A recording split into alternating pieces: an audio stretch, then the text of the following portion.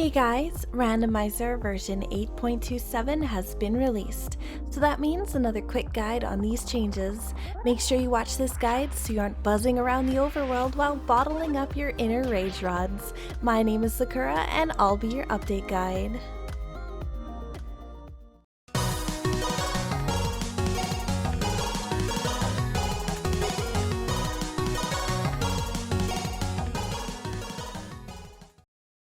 Our first major change is we've added 22 new sprites to the sprite pool. These new sprites are now all race legal, and there's a lot of new ones to choose from, and some of them from my favorite games. Make sure to check out the bunny and death animations, as some of them are pretty amazing.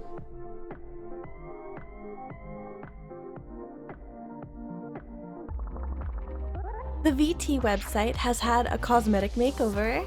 There are now two buttons at the top of the screen on if you want to generate a customized game or if you'd like to generate a randomized game.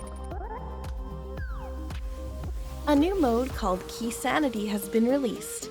KEYSANITY mixes dungeon compasses, maps, small keys, and big keys into the item pool, allowing these items to be found outside the dungeons. The dungeon music has been mixed as well, so you're unable to identify a dungeon based on its music. Finding a map will now show that the dungeon's crystal or pendant is, and finding a compass will now show a dungeon's item count when you enter that dungeon. The spoiler log also now highlights items if you're searching for it, to assist in finding things easier. There is now a new option in the ROM settings for fast menu. This menu will pop up on your screen instantaneously and disappear instantly when you close it.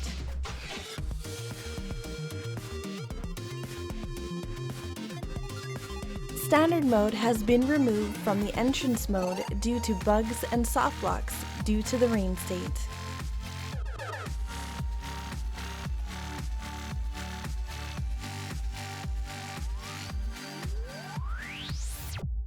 A new difficulty has been added. Welcome to Insane Difficulty, where you can still obtain progressive items like the armor and swords, but all additional heart containers, pieces, and other safeties have been removed from the item pool and replaced with rupees, arrows, etc.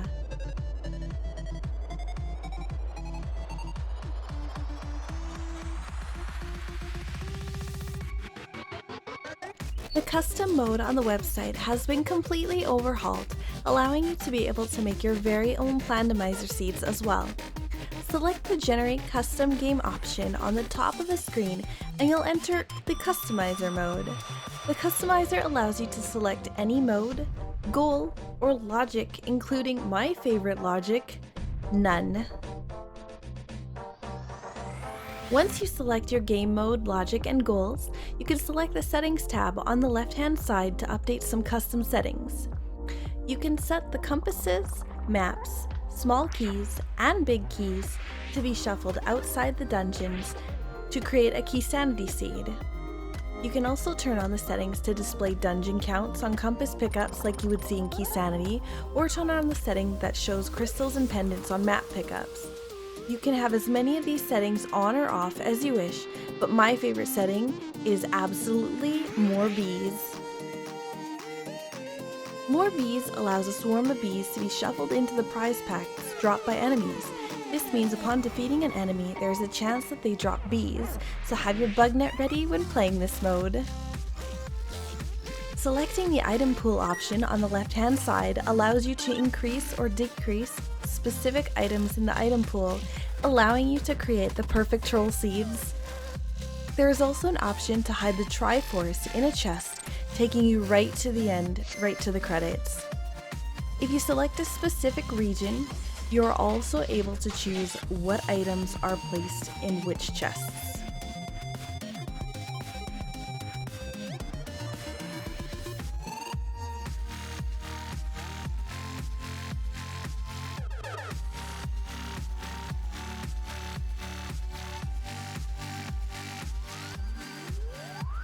The devs have made it a bit easier to distinguish if you have a golden bee or regular bee, as the golden bee in the bottle will now have a plus sign next to it.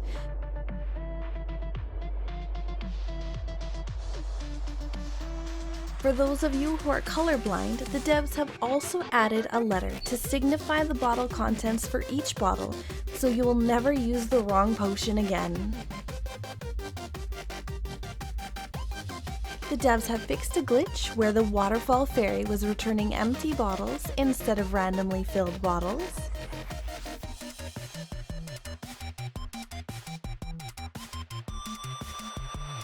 The devs have corrected the logic that did not allow the bow to be placed past the first 4 chests in the Palace of Darkness. This means that the bow can now be found past the first 4 chests, or any item found past the first 4 chests can potentially lead to the bow as of version 27.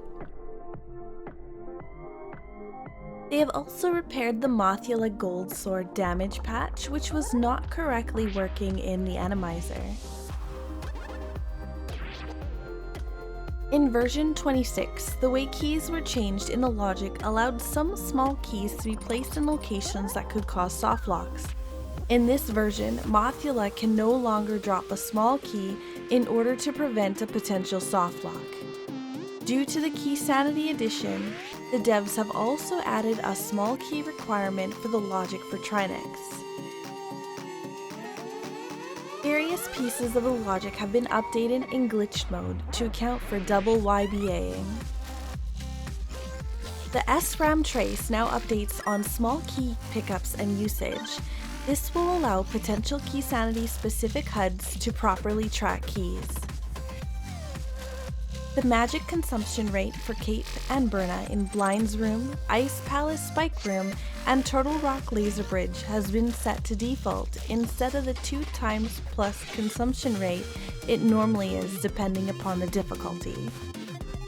A GANON shuffle option has been added to the Entrance Randomizer Madness and Insanity modes.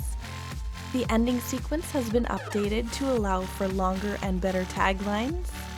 The devs have fixed the glitch where Ether and Bombos tablets and sword lists would show the item text when giving the item.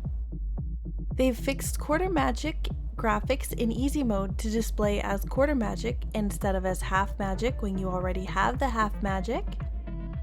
They've fixed various other UI related issues that would happen with Triforce Peace Hunt and other game variations. And they've also set the dungeon count to be on at all times in easy difficulty.